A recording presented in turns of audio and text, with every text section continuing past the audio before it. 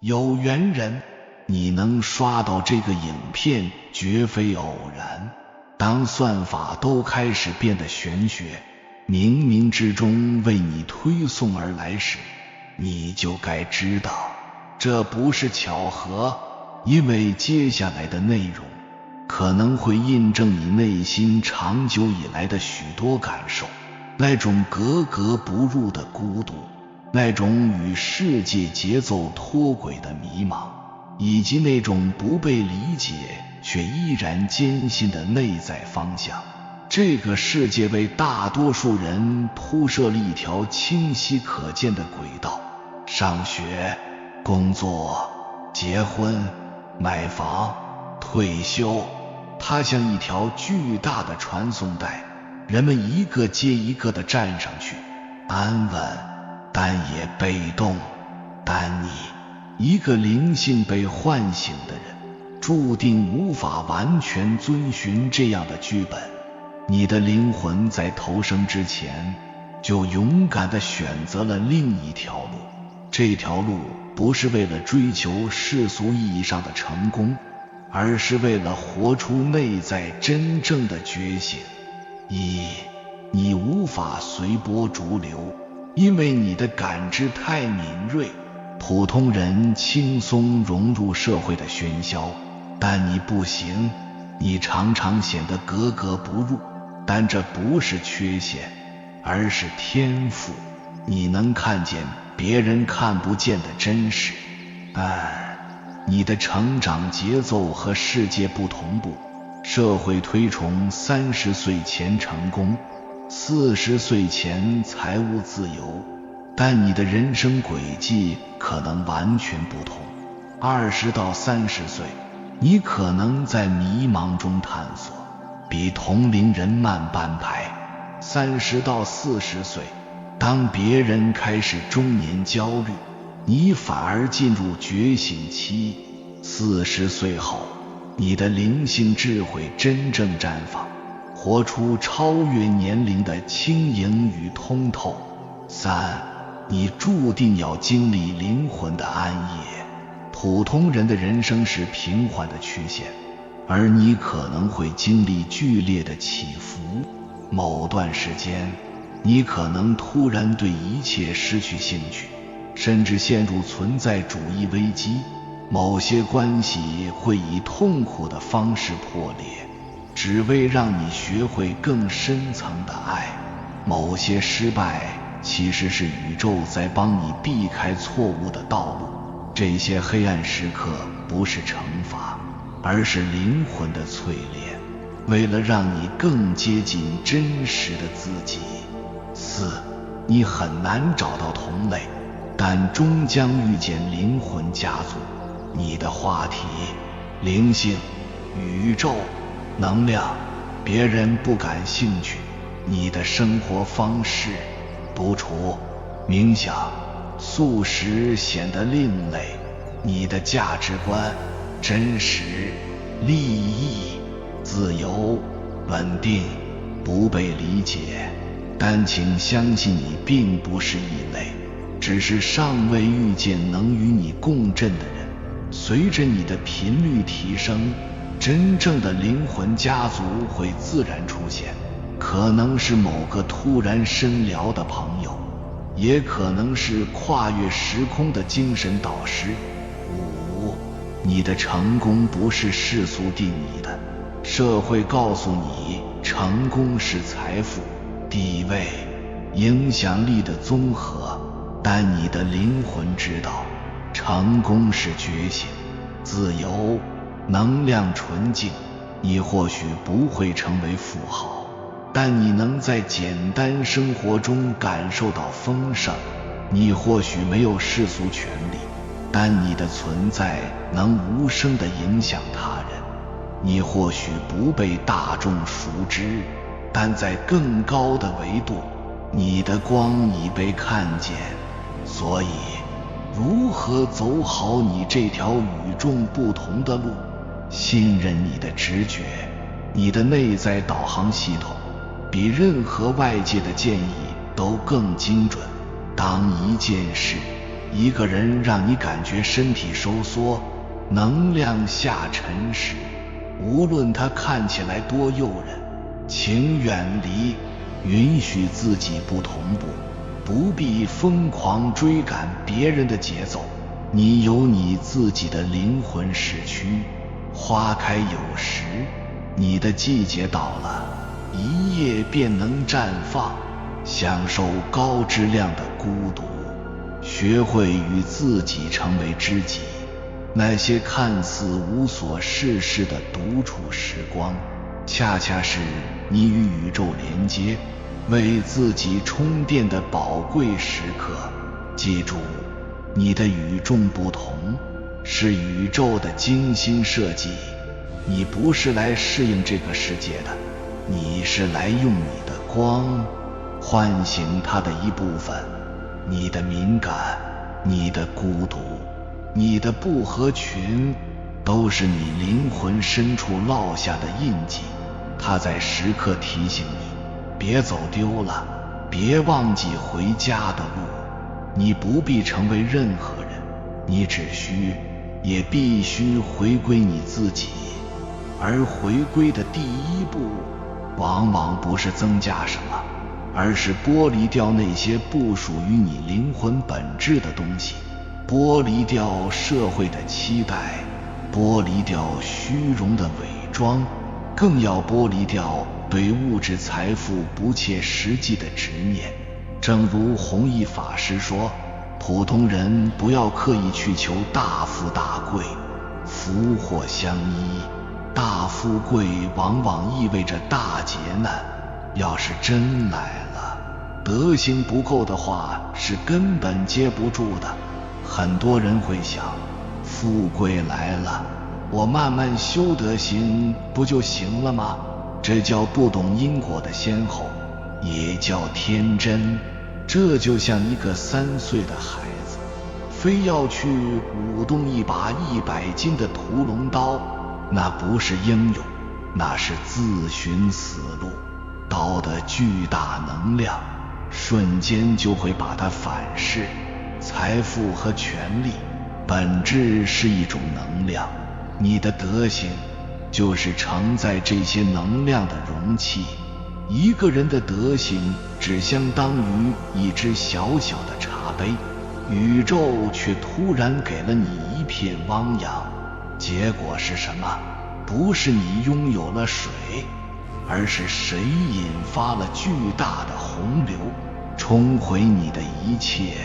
所以一步一个脚印的积累财富，在这个过程中，认知和德行随之提升，容器被慢慢撑大，这才是关键。要永远记住，命中若有你德行配不上的馈赠，暗处必然有你无法承受的抽离。对于普通人而言，那种没横财但小钱不断，生活安稳的人，才是真正有福报之人。人不可能每一步都正确，你不用回头看，也不要批判那个时候的自己。所走之路，所遇之人，所留之遗憾，都是应该的，都是你必须要经历的功课。无论你今天遇到谁，他都是你生命当中该出现的那个人，绝非偶然。无论他带给你的是伤害，是感动，还是帮助，他一定能教会你一些东西。那是你的灵魂在遇见他之前就早已写好的学习契篇。无论发生什么事儿，那都是唯一会发生的事儿，是确定会发生的事儿。不要去想如果当初没有如果，事情开始于那个时刻，就是最对的时刻。早一分不熟，晚一分错过。当你修行到一定阶段，就会发现，无论遇到什么惊涛骇浪，你的心都能如深潭一般波澜不惊。你不再向外抓取，向外寻找，你开始真正的向内探寻，逐渐达到一个平和宁静的状态。你会发自内心的感恩上天让你经历的人间疾苦、痛苦磨难，因为正是这些才把你从沉睡中彻底痛醒。你会发现这个世界充斥着无数低迷的躯壳，他们在物欲和情绪的混沌中无意识地挣扎着，而你能被唤醒，是多么的幸运。觉醒之后，你才算真正的活着，你才会站到更高的维度去观察这个世界，如同看一场电影。你开始认识一个崭新的自己，活出自己的本真。从此你便不再愚昧无知，不再被痛苦轻易折磨，你的人生将从此脱胎换骨，重获新生。当你完成了这场内在的蜕变，你便不再是一个孤立的个体，而是开始与某种更高维度的智慧产生了共鸣。你会发现，你所领悟到的真理，其实也是许多觉醒者共同遵循的宇宙法则。这套法则指引着我们如何在这个世界上更有智慧的生活。首先，这套法则让我们重新审视财富。在人生的旅途中，我们常常追求财富，但大富大贵并非是我们应盲目追逐的目标。很多时候，我们只看到了富贵的表面，却忽略了其背后隐藏的能量法则。如果没有足够的德行来承载大的财富，它非但不是祝福，反而可能带来意想不到的灾难。相比之下，稳定而持续的积累财富，在这个过程中不断修炼自己，才是更为可靠和有价值的。其次，它让我们与过往和解。我们也常常会对过去的选择和经历产生怀疑和悔恨。然而，每一段经历都是人生拼图的一部分，无论是好是坏，都精确地塑造了现在的我们。那些出现在我们生命中的人，都有着特殊的意义，他们带来的种种都是我们成长的契机和未尽的因果。而修行的本质，就是不断深化对这套法则的体悟。这是一条通往内心深处的道路。当我们在这条路上走了一段时间后，会发现自己对待事情的心态发生了根本性的变化。我们不再被外界的波澜轻易扰动，而是在内心深处找到了真正的定海神针。那些曾经经历过的痛苦和磨难，不再是伤疤，而是让我们觉醒的菩提。在这个世界上，很多人还在迷茫中挣扎，但我们因为觉醒而变得不同。我们开始从更高的视角看待世界，认识到真正的自己，摆脱愚昧和痛苦，迎来新生。这是一个从内到外的转变，让我们的生命充满了新的可能，让我们在人生的道路上更加坚定地前行，拥有更深刻的智慧和更平和的心境。有缘人，如果此刻你看到这里，内心深处有强烈的共鸣，那么请不要让这份感动和力量轻易流走。让我们一起将这份内在的觉醒化为一个对自己也对宇宙的庄严宣告。当你在评论区郑重地打下我不是来适应世界的，我是来唤醒我自己的，那一刻，这并非简单的打字，这是一次深刻的能量宣告，你是在对宇宙，对自己的灵魂郑重承诺，你将收回所有被外界定义和消耗的力量，坚定地走上那条独一无二、忠于自己的觉醒之路。想象一下，当成百上千个与你同行的灵魂共同发出这个心声时，我们将汇聚成一个何其强大的光之能量场。这个能量场会彼此照亮，相互加持，让这条注定不凡的路再也不孤单。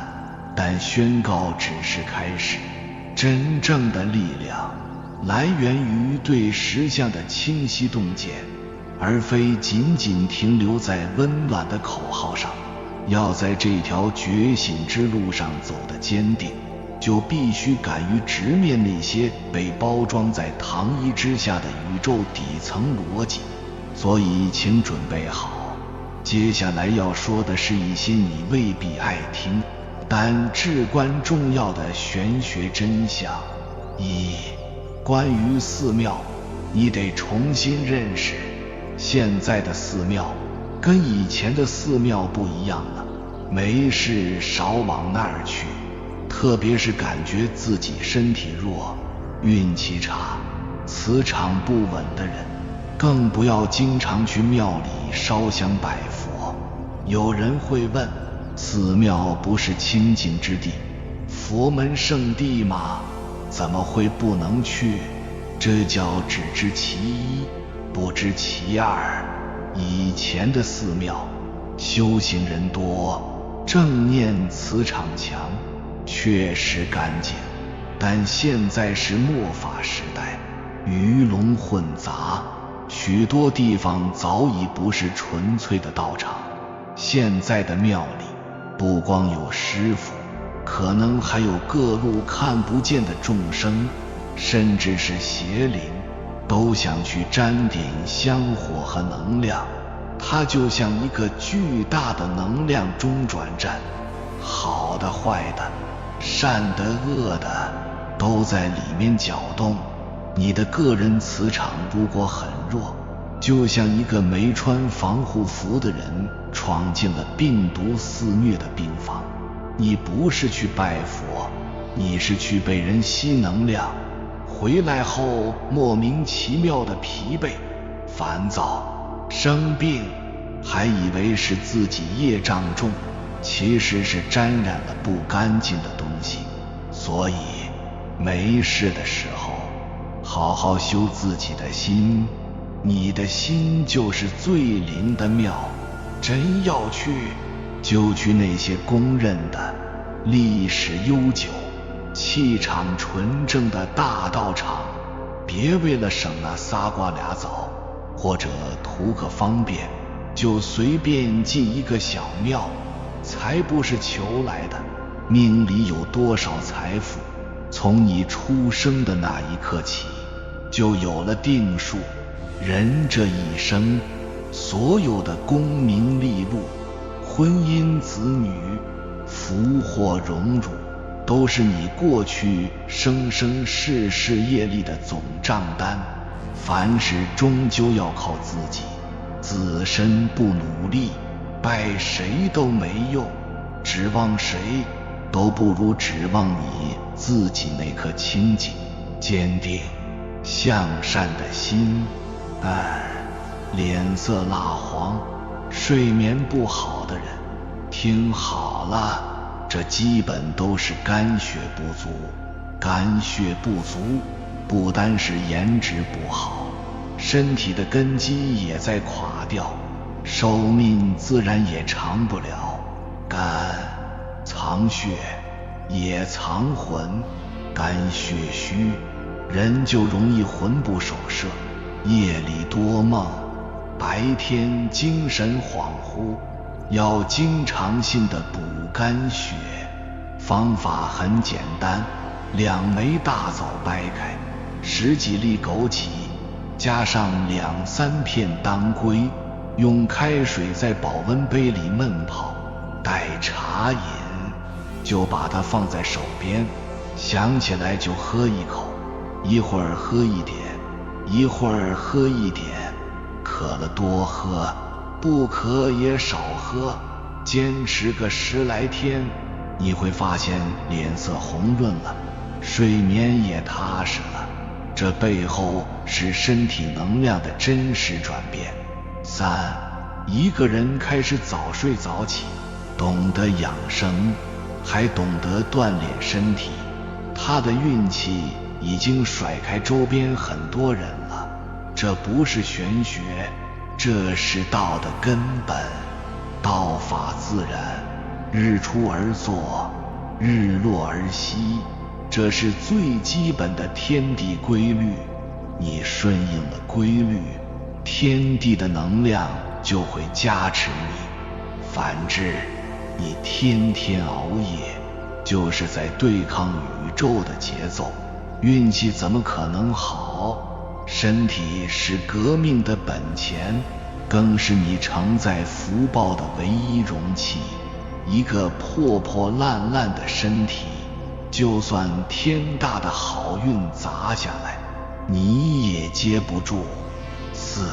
明年马年是一个正大光明的年份，很多骗人的、不真诚的、藏在阴暗角落里的东西，都会被太阳之火彻底照耀出来。同时，很多正心正念被压抑了很久，看不到希望，甚至已经绝望的人，都会迎来真正的曙光。这其中的原理是什么？明年天地的能量场属性为火，就像一个巨大的烤箱或放大镜，你过去积累的阴暗和亏欠会被加倍拷问，而你过去积累的福报和善意也会被这股火能量点燃，熊熊燃烧，化为看得见的好运。这叫天时助你。你之前错过的、失去的，只要是你福报里该有的，都会以意想不到的方式回来。这不是迷信，这是宇宙能量运行的规律与你的个人业力相互作用的结果。5. 你要是天天内耗，那就说明你业障太轻，因果太重，良心太足，道德太高，好脸给太多了。这话听着刺耳，却是实话。说白了，不内耗的人未必是狠人，但那些命格够硬、心如钢铁的狠人，绝对五行不至，七情不扰。你为什么内耗？因为你太在意他人的念头，把别人随口的一句话、一个眼神，在自己心里反复播放、解读、折磨自己，你就成了别人情绪的掌中傀儡。人家随便动动线，你就在心里演了场大戏。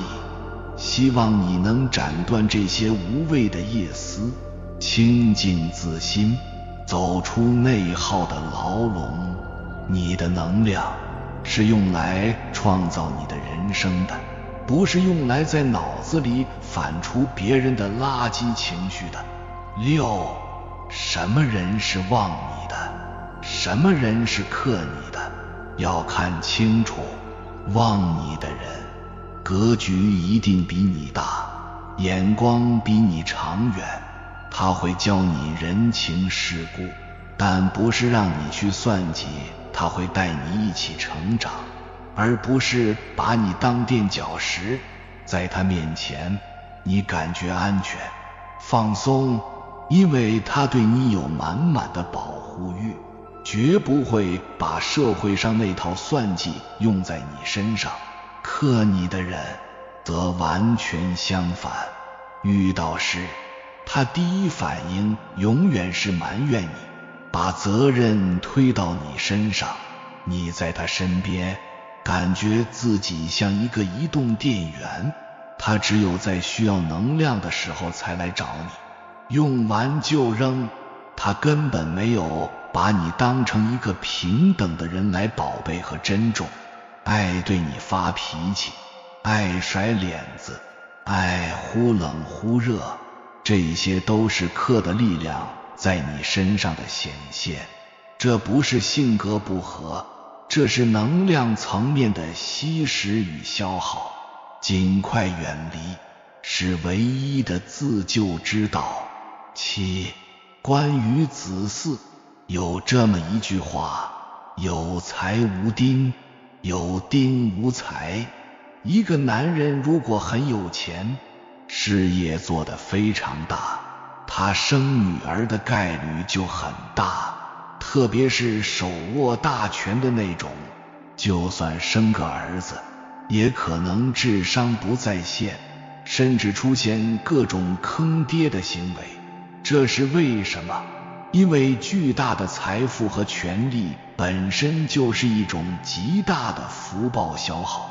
如果他不懂得用这些去积累新的福报，那他的福气可能就无法延展到下一代，特别是阳刚的儿子身上。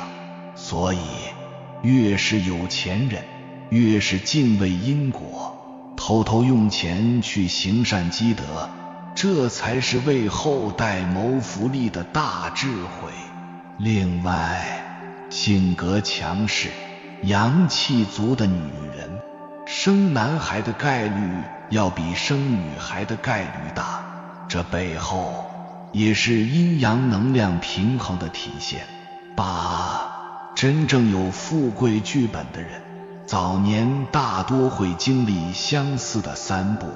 第一步，早年的原生家庭通常不好，一定会吃很多苦，遭很多罪，从小就看尽人情冷暖，这能磨掉他的娇气和幻想。第二步，六亲缘浅，会经历朋友的背叛，亲人的看不起，这能斩断他的依赖心，逼他独立。第三步，感情或婚姻会经历一次刻骨铭心的失败，这能让他看破情纸，把精力收回到自己身上。如果你在35岁之前，这3种苦你扎扎实实的吃过了，并且没有被打倒，那么恭喜你，你的根基已经打牢了。只要时机一到，比如明年这样的朱雀腾飞之年，你一定会飞黄腾达，因为那些苦已经把你这把剑淬炼得锋利无比。这根本不是意外，而是因果的奖赏。9. 阳气足了，人就百邪不侵。记住，所有的虚病，什么浑身无力、精神不振、莫名恐惧，都是因为长期的阳气不足。阳气就是你身体里的太阳和卫兵。分享一个提升阳气的简单方法，每天下午3到5点，这是膀胱经当令的时间，也是阳气生发的好时机。把你的双手搓热，然后对着后腰两边的腰窝上下快速搓动，搓10分钟左右。搓的时候心里默念，我的阳气正在回升，百病不生。如果身体允许，脚跟可以稍微点起来，效果更好。搓完之后自然站立，双手下垂，脚尖慢慢点到最高，同时吸气，感觉把大地的阳气吸上来，再顶点停一下，然后脚跟迅速落下，同时呼气，把浊气震出去。这个动作就像8段锦最后一段，做上几10次，这2个方法都能极大地提升肾阳，巩固你的阳气根基。只要坚持下来，那些阴寒的、虚耗的毛病就会自己远离你。女人修行的最大好处是非常的漂亮，但是请注意，修行的女人和世俗的漂亮女人散发出的磁场是完全不一样的，可以说是天壤之别。一个女孩子如果只是长得妖艳，但她没有修行，内心是空虚和不安的，那她的能量场就是涣散的，带有勾照性的，走在大街上很容易吸引心生邪念的人。而一个修行的女孩子，她的美是由内而外散发出的清净、慈悲和庄严相。当她出现的时候，她的气场是收敛而有力量的，像一轮柔和的月光，让人心生恭敬，感觉它神圣而不可侵犯。相由心生，修行的核心是把我们那颗狂躁、混乱的心定下来。这个过程，佛法里叫戒，会通过戒律规范行为，心就初步安定下来。心定了，就能生出深度专注的定力。有了定力，真正的智慧才会像泉水一样涌现出来。所有的烦恼和痛苦，归根结底，源头只有一个，那就是智慧的缺失。无知会带来各种各样的问题，所以做一个由内而外散发光芒、拥有智慧的女人，才是人生中最大的美好。11. 家里的卫生间一定要保持明净，这绝非小事，它直接关系到全家人的泌尿系统、肾脏健康和财运的排污能力。卫生间是家中最污浊、最阴湿的地方，是下水道。如果这个地方堵塞、肮脏，整个家的能量都会被拉低。要常去清除里面的污浊之气，比如用1瓶啤酒加同等比例的凉水，搅匀后倒进下水道，可以有效分解污垢。或者在晚上不用水的时候，将2支藿香正气水挤到下水道口，它强大的芳香化浊之气能净化管道，第2天早上再冲走。还可以在角落里放一小碟大青盐，它有很强的吸湿和净化磁场的作用。你把这些小事做到位，下次再走进卫生间时，仔细感受一下，你会发现里面的空气都变得清爽舒服了。这不是心理作用，而是一种真实的能量场改善。有缘人，感谢你看到最后。如果今天的影片对你有所帮助，请按个赞给我响应。还没有订阅频道的，请点击右侧的订阅按钮，与我们建立更深的连接。随缘加入会员，与同频之人共修福报，随喜转发，传播善知识，功德无量。